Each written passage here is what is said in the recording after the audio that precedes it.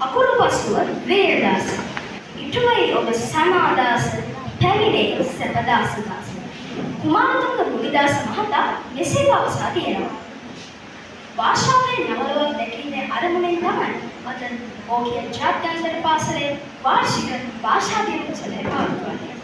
අද දින උත්සවයේ පුරාවටම සිංහල භාෂාවෙන් නිවේදන කටයුතු කරමින් ඔබ සමග රැඳී සිටින මම විදුමති උසස්.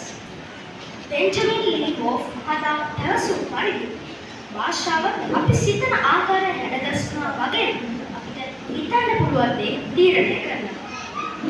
ලෝකයේ භාෂා රසක් තියෙනවා. මේ භාෂාවෙන් තමයි නවලවක් උපදින්නේ. අද දින උත්සවයේ අපේ මල්ලිලා නංගිලා අයියලා අක්කලා සහ අම්මලා තාත්තලා සමගින් සොඳුරු හෝරා කීපයක් ඉංග්‍රීසි සිංහල සහ දෙමළ මුදසුන් පෙළක් ඔබේ නිර්මාණයේ සිද්ධා කරන්නේ මේ අපේ උත්සාහය. ඊළඟට ඉවේදා ගුරුතුමිය විසින් මුකරන ලද එක ශ්‍රේණියේ සිසුන්ගේ තවත් සුන්දර ගීතයකට යොමු වෙන්නයි මේ අපේ සූදානම. පතුරු නර්තනය ශ්‍රී ලාංකේය ජන නර්තන සම්ප්‍රදායේ කෙබිදු ජව සම්පන්න නර්තනයක්.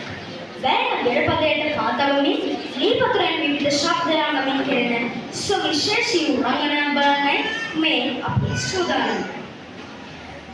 අපගේ දක්ෂතාවලින් ඔබ වසල කිරීමට ඊළඟට පැමිණෙන්නේ මැණික් ගුරුතුමිය විසින් පුහුණු කරන ලද 4 සහ 5 ශ්‍රේණි වල සිසුන්ගේ පතුරු නැටුමයි.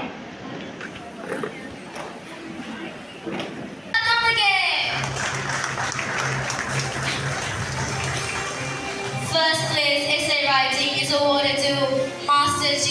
Vidunathan Saskuratna. And Sinhala language, first place for speech and essay writing is also awarded to Master T. Vidanath Saskuratna. Please give him a round of applause. Sinhala language, first place for recitation is awarded to Master Yedula Nar Rajapaksha. මේක හරියට පැකිලෙන චාරි නඩු තීන්දුවවදී. මෙවැනි කියමනක් ඔයාලා අහලා ඇති නේද?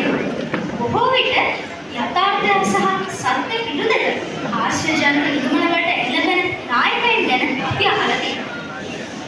ශෙහානි ගුරුතුමිය විසින් පුහුණු කරන ලද 4 සහ 5 ශ්‍රේණි වල යාළුවෝ විසින් ඉදිරිපත් කරන කැකිත රජුව වටා ගෙතුණු හාස්‍යජනක කතාව ඔබ හමුවට ගෙනෙන්නයි මේ සූදානම. දවසේ අවසන් ප්‍රියජනක රංගනය ආශා ගුරුතුමිය විසින් පුහුණු කරන ලද වඩිගපුරයි. පාතාට සෝනියම් ශාන්තිකරණය කියන මෙම නර්තනය වඩිගපුර දේශයේ වඩිග බමුණෝ ගෙනාව කියලා කියනවා.